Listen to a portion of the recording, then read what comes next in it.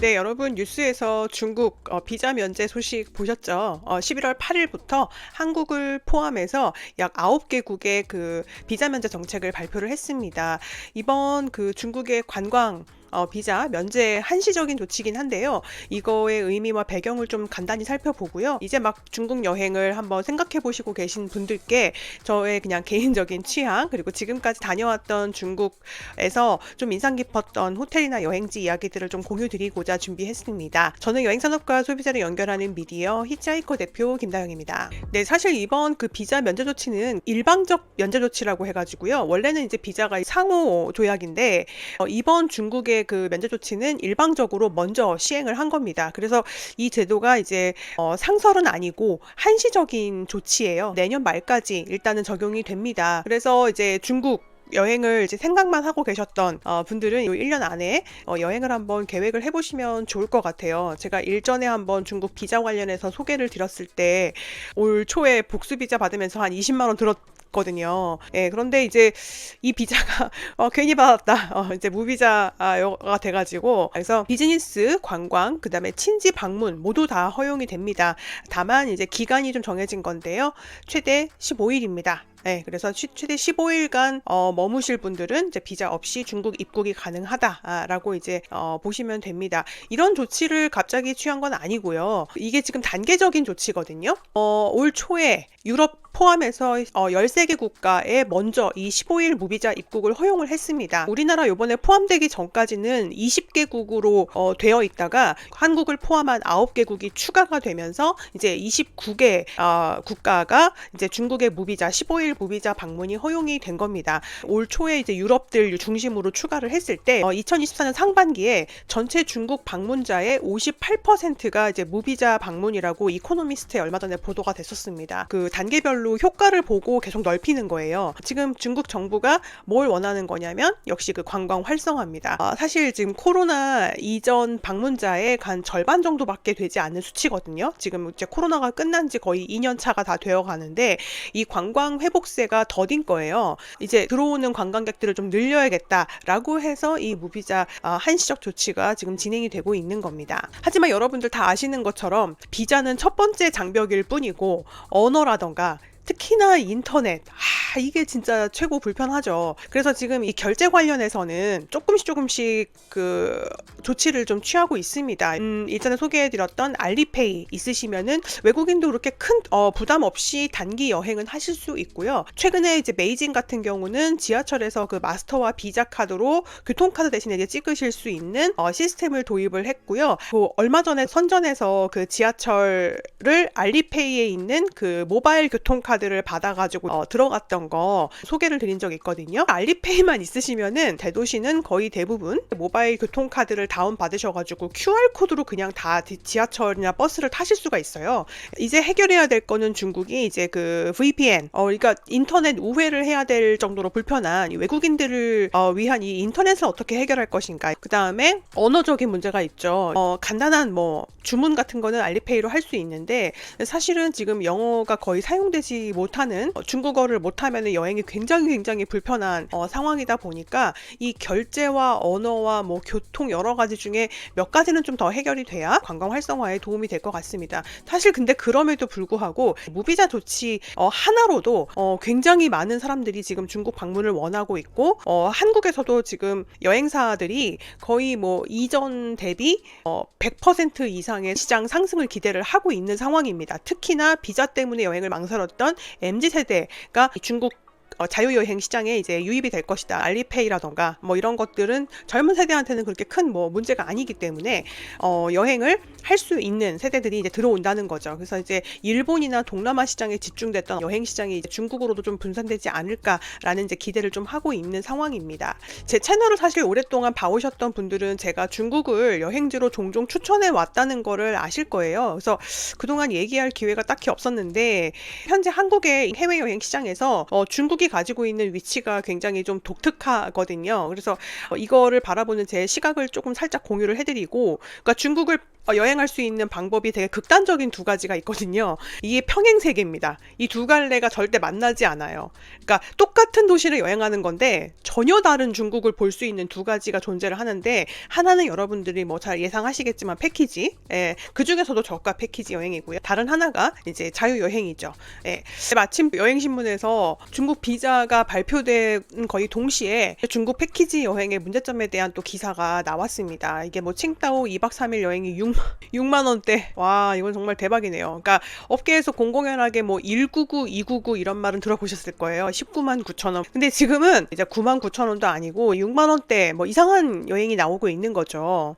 네, 그러다 보니까 제가 이제 강의에서 많이 소개해드리는 요 도표가 있는데, 이게 작년 한 해에 한국인이 해외여행 비용 대비 만족도를, 이게 컨슈머 인사이트에서 조사한 그 해외여행 비용당 만족도 도표거든요. 근데 이게 너무 재밌는 것이 만족도와 비용 모두 정말 저수준, 가장 나쁜 지표를 기록하는 여행지가 진짜 압도적으로 단연 중국입니다. 다른 여행지랑 비교가 되지 않는 수준으로 떨어져 있거든요.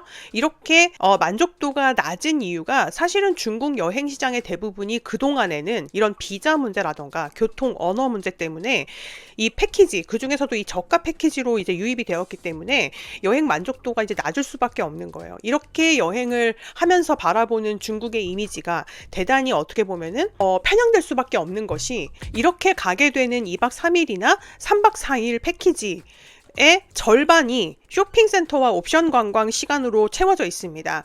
비용 최소화를 위해서 시내 변두리에 있는 호텔과 명승지를 막 오가면서 버스에서 보내는 시간들, 또 뭐 가이드라 신랑이 하는 시간들, 그 호텔들도 어떻게 보면 수백 명의 단체 여행만 수용이 가능한 중국식 특유의 그 대형 호텔들에 묵는 그런 단체 여행, 아침 꼭두 새벽에 나와가지고 밤 10시에 일정이 끝나는, 이렇게 여행을 겪고 나서 생각하는 중국에 대한 이미지는 뭐 라텍스 팔고 이런 이미지로 남아있는 거예요. 지금까지 제가 10년 동안 중국에 대해서 저한테 쌓여있는 이미지를 잠깐 소개를 드리려고 하는데요. 2014년에 제가 상하이를 처음으로 방문하게 됐습니다. 그때 제가 만난 숙소인데요. 처음에는 이런 아파트, 1930년대에 지어진 빌딩에 있다는 거예요. 그래서 너무 무섭잖아요.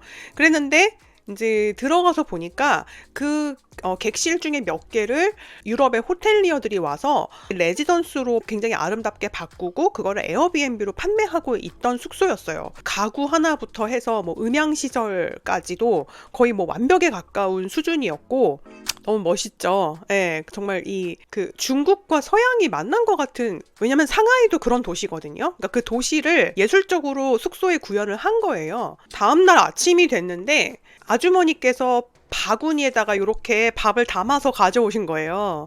그리고 밤에는 전망이 이랬거든요. 그러니까 이게 1930년대에 지어진 아파트니까 어떻게 보면 가장 뷰가 좋은 쪽에 먼저 터를 잡은 건물일 거 아니에요. 그러다 보니까 뷰가 정말 그 황푸강 바로 앞이었는데, 이게 딱 건너서 그 동방명주가 보이는, 거의 뭐 지금 지어진 5성급 특급 호텔과도 부럽지 않은 그런 뷰를 가지고 있었어요. 그래서 이제 이렇게 아이디어가 넘치는 숙소를 만나면서 그때부터 제가 상하이를 거의 매년 한 번씩은 한번 들러보자, 어디 갈 때 뭐 경유로라도 들러보자 이러면서 이제 꾸준히 가게 됐었어요. 그러면서 이제 조금씩 그 넓혀 가다가 이 문화재 같은 어떤 이 외관이 있죠. 예. 이 호텔을 만나게 되면서 제가 나는 호텔에 여행한다라는 책을 쓰는데 정말 결정적인 역할을 했고, 제가 지금까지 전 세계 한 200여 개 호텔을 다니면서 지금까지 1등으로 꼽는, 뭐 망설임 없이 꼽는 호텔 입니다. 예, 그래서 이 호텔이 어디 있냐면은 상하이에서 1시간 거리에 있는 수향마을 중에 주가각이라는 곳이 있거든요. 상하이를 패키지로 가시면 한 30분 정도 머무시고 사진만 찍고 가시는 곳이에요. 근데 이 주가각의 이 안루라는 아만 리조트의 창업자가 지은 호텔입니다. 제가 그때 책에다가 뭐라고 적었냐면, 무려 1000년이 넘은 중국의 고대 유적을 그대로 옮겨와서 지은 거대한 목조 기둥과 고택 양식은 말을 잊지 못할 충격으로 다가왔다. 이곳은 지금까지 거쳐온 럭셔리 호텔과는 완전히 다른, 그들이 정의한 중국 고유의 럭셔리가 현실화된 호텔이었다. 뭐 이렇게 제가 이제 쭉 그때 글을 썼었는데 좀 충격이었어요. 럭셔리를 남의 거를 흉내내는 게 아니라 이제 자기네 거를 만들고 있더라고요. 이제 공부를 해야 될 정도로 굉장히 이제 많은 것들이 탄생하고 있는 곳이었고, 또 여행 소비자 입장에서 중국은 이 도시마다 다른 볼거리와 각자의 그 지역 먹거리가 있는 나라였어요. 그리고 호캉스를 하더라도 합리적인 가격으로 할 수 있었고, 중국이란 나라가 거대한 규모의 소비자가 있다 보니까 이 소비자층을 만족시키기 위해서 굉장히 많은 사업 아이템들이 있어서 제 기억 속에 형성된 이 상하이 그리고 중국은 그 방대한 역사와 문화를 이제 막 전 세계에 굉장히 세련된 방식으로 진열하려고 하는 역동적인 나라, 이렇게 저는 제 기억에 이제 남아 있습니다. 그래서 저는 이 여행의 방식이 여행의 모든 것을 결정한다고 생각하는 편입니다. 그렇게 자기만의 방식으로 만든 여행이 한 해, 두 해 쌓이고 모여서 그 사람을 만들어가는 거라고 저는 생각을 하고 있어요. 그래서 제가 중국어를 단 한마디도 못하지만 이런 방식으로 먼저 호텔을 찾고, 그 다음에 그 도시를 공부하고, 그 다음에 그 나라를 방문해서 이제 돌아보는 그런 방식으로 지금까지 여행을 해왔는데요. 지난번에 그 장각의 자유여행 소개했던 영상 있잖아요.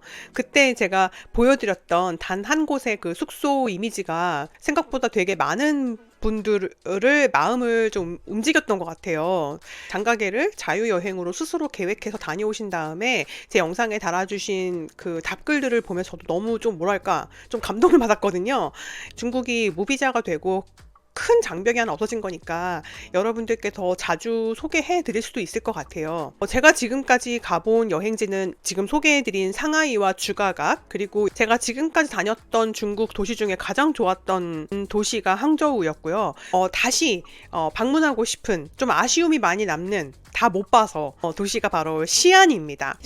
시안도 이제 출장으로 갔다 보니까 호텔도 제가 원하는 데가 아니었고, 알아보니까 또 너무 멋있는 호텔들이 많더라고요. 그리고 중요한 게 제가 병마용을 못 봤어요. 시안하면 병마용이잖아요. 한번 이제 호캉스랑 연계해가지고 한번 여행을 짜보고 싶은 생각이 있고, 그 다음에 얼마 전에 그 선전 잠깐 다녀온 거, 그리고 마지막으로 제가 15년 전에 여행기자 시절에 실제로 제가 패키지 여행 그 취재로 계림을 갔었어요. 그러니까 그 계림 여행 상품을 취재를 한 거죠. 이게 진짜 제가 예전에 15년 전에 취재했던, 그때 제가 촬영했던 사진들이네요. 예, 블로그에 아직 남아있는데 가보신 분들은 다 기억하실 만한 풍경이죠. 계림도 다시 가보고 싶어요. 완전히 다른 컨셉트로 지금 단체 여행 코스와는 완전히 다른 계림이 있거든요. 예, 지금까지 제가 가본 여행지가 뭐 상하이, 주가가, 항저우, 시안, 선전, 계림 이렇게밖에 없는데 앞으로 제가 가보고 싶은 여행지도 또 있는데, 스촨성의 청두, 청두 뭐 많은 분들이 마라탕, 허거 본고장으로 많이 아실 텐데, 저는 이제 청두를 호캉스, 그 정말 아름다운 호텔들이 많은, 럭셔리 호텔들이 많은 곳입니다. 그리고 이제 방금 말씀드렸던 계림, 그리고 어쨌든 장가게, 조만간 가볼 예정입니다. 여러분들은 이렇게 비자가 사라진 지금 중국에 어디가 제일 가보고 싶으신가요? 여행지로 가보고 싶으신 곳이 계시거나, 아니면 궁금하신 중국 도시가 있으시다면, 아니면 이제 여행 계획을 새롭게 세우고 계신 곳이 있으시다면은 댓글로 한번 같이 공유해보면 좋을 것 같습니다. 그리고 이제 중국 무비자 이야기는 아니고요. 다음 주 컨텐츠 예고이긴 한데, 여기도 중국이니까 엮어서 같이 소개를 좀 드리면, 여러분들이 지금 이 영상을 보고 계실 때 저는 아마 여기 마카오에 있을 거예요. 제가 갑자기 마카오에 가게 됐거든요. 너무 좀 황당한 사건이 일어나가지고, 마카오가 지금 보시는 것처럼 익스피리언스 마카오 리미티드 에디션이라는 그 캠페인을 했어요. 제가 업이 여행 뭐 업계 이런 거 분석하는 일이다 보니까 이제 새로운 나라에서 관광청에서 뭐 캠페인을 하면 다 저는 이제 무조건 참여를 해보거든요. 그래서 이런 리미티드 에디션 사이트가 있어가지고 들어가서 마카오에 대한 퀴즈를 푸는 거예요. 하루에 한 개씩 풀 수 있었거든요, 퀴즈를. 이게 만약에 당첨이 되잖아요. 그러면은 랜덤으로 돌려서 전 세계에서 제가 알기로는 100명이 선정이 됩니다. 마카오 여행권을 줍니다. 여행권은 다양해요. 항공권은 그냥 기본이고요. 호텔도 다르고 뭐 제공되는 내역도 달라요. 근데 제가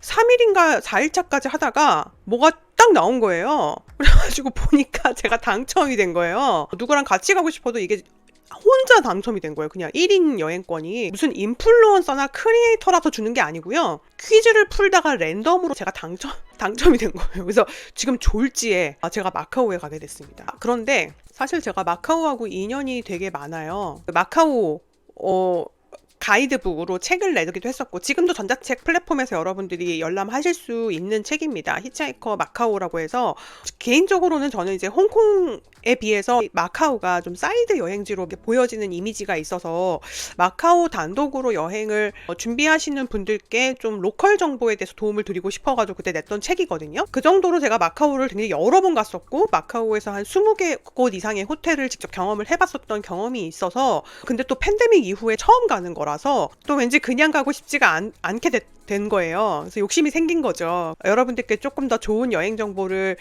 드리고 싶어가지고 조금 더 일정을 늘려가지고 좀 더 투자를 해서, 그러니까 거기서 주어진 거는 2박 3일이었거든요, 여행이. 그런데 제가 이제 그렇게만 다녀오면은 정보를 많이 드릴 수가 없잖아요. 그래가지고 제가 이제 예약을 해서 일정을 늘려가지고 좀 준비를 많이 했습니다. 그래서 마카오 여행 에피소드 다음 주를 기대해 주셔도 좋을 것 같습니다. 네, 그럼 지금까지 히치하이커 TV였습니다.